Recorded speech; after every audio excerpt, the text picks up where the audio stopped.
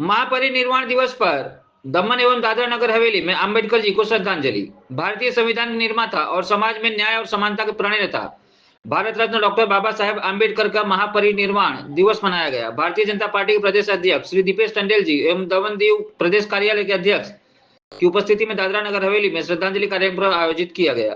इस कार्यक्रम में डॉक्टर अंबेडकर जी के जीवन एवं संघर्षों पर प्रकाश डाला गया। भाजपा प्रदेश मीडिया संयोजक माजिद लधानी ने अपना मौखिक परिचय देकर सदस्यों को प्रेरित किया।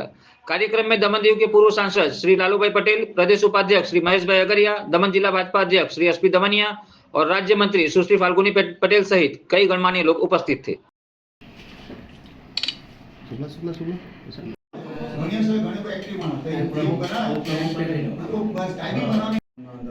मृत्यु पछी आत्मा ने मुक्ति मळे तो ये आत्मानी स्वतंत्रता ने महापरिनिर्वाण कहेवामां आवे छे।